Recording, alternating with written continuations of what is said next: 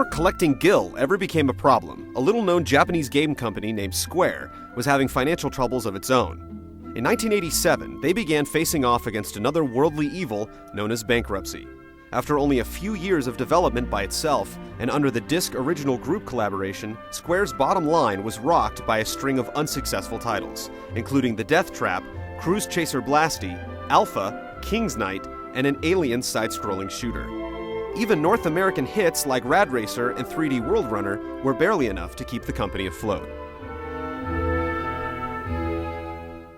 With the resources for one last effort, Square's Director of Planning and Development, Hironobu Sakaguchi, was given the terrifying task of making a game that could save Square's dwindling future in the industry. When asked what type of game he would like to make, he replied, "I don't think I have what it takes to make a good action game. I think I'm better at telling a story."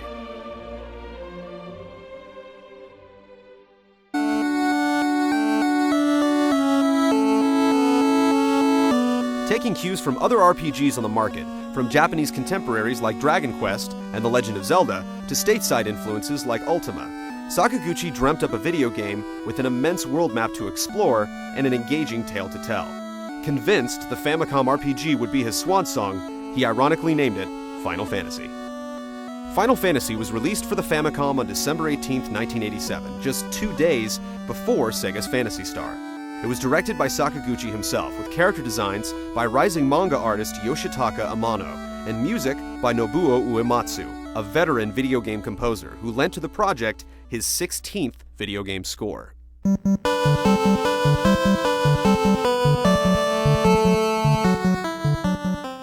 It told the story of the 4 warriors of light, bearers of ancient elemental artifacts, and heroes destined to save the land from a growing plague. Despite crystals eventually becoming the central theme of the sprite-based Final Fantasies, the original quest involved retrieving 4 orbs. The only crystal mentioned in the English version was the wizard Matoya's missing eye. The plot sent the 4 light warriors to hunt down the 4 fiends, demons responsible for plunging the world into darkness. This led them to Lich in the Cavern of Earth, Keri in the Gurgu Volcano, Kraken in the Sea Shrine, and Tiamat, high above the Mirage Tower in the Floating Sky Castle.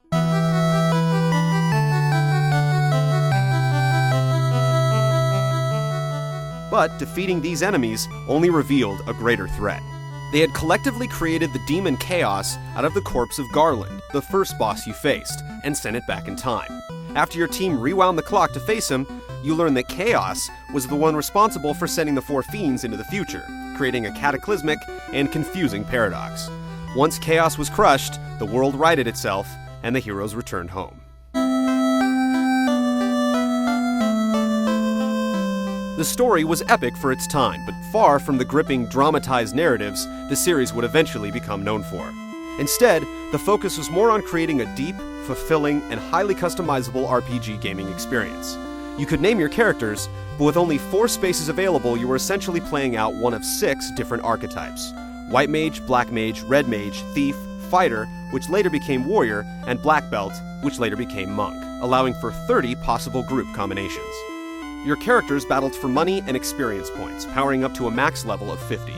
After a trip through the Castle of Ordeals and a visit to the Dragon King Bahamut, players could graduate their characters to superior jobs, including White Wizard, Black Wizard, Red Wizard, Ninja, Knight, and Master. These optional class upgrades were a first for the genre, and allowed the use of advanced spells and items. The majority of Dragon Quest and Ultima encounters were one-on-one, but in Final Fantasy, you could unexpectedly face off against up to 9 varied enemy types. These encounters were random, whether you accidentally stumbled across a band of wily imps or intentionally stepped forth to retrieve a sacred treasure. Most RPGs displayed their combat engine in first person, but Final Fantasy was the first game to show the heroes on the right side of the screen opposite their opponents on the left. That way you could visibly see who is attacking who on both sides. Primitive as they may appear now, Final Fantasy's battle animations were some of the most advanced graphical effects gamers had ever seen before. There were 8 levels of either black or white magic to learn, with 4 spells available within each. Mages could only learn 3 spells per level, forcing you to choose carefully. In an awkward time before mana or magic points, spells could only be cast if they had charges available. There were no ethers or elixirs, and only houses and inns restored charges.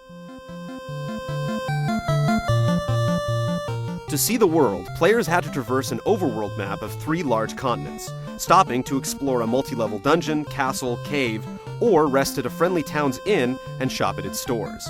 The planet-wide expedition became easier to manage once your party came in control of a boat, a canoe, and eventually an airship.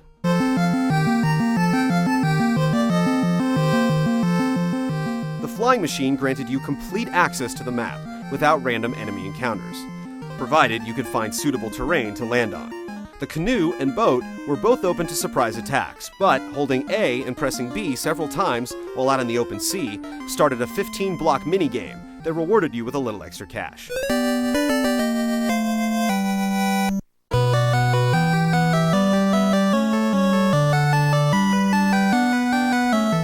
Final Fantasy had an extensive musical score for its day, with almost 20 different tracks playing out over the course of the game.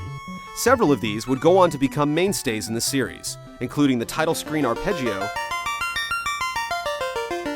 the victory fanfare at the end of each battle, and the opening theme, which would evolve into an anthem for the entire franchise.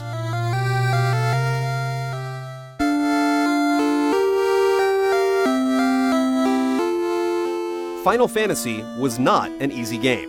You could only save in inns or by using houses, and doing so didn't remove status effects like poison. Fallen allies could only be revived with the White Mage life spell, or by using heart-shaped clinics, which were cross-shaped churches in the Japanese version. Enemies didn't drop items, and some of the later spells became insanely expensive.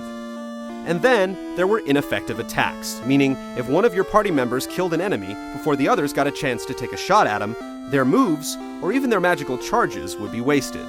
The monsters would also jump from being a walk in the park to a virtually impossible deathmatch at a moment's notice, and Square would tweak each upcoming sequel in an attempt to balance the overall difficulty level.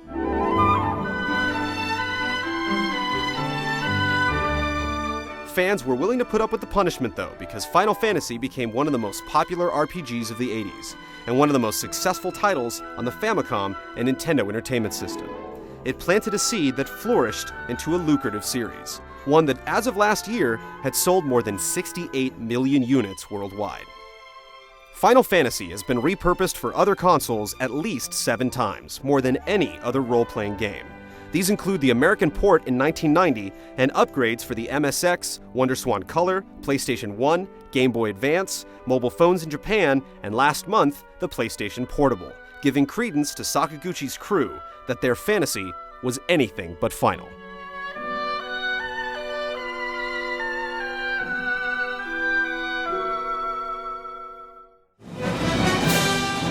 Join us next Sunday for the second chapter in our 13-part Final Fantasy retrospective.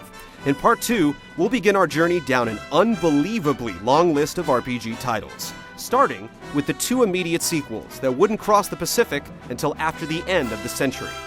One initiated a controversial leveling system, and the other you probably just played on the DS for the first time.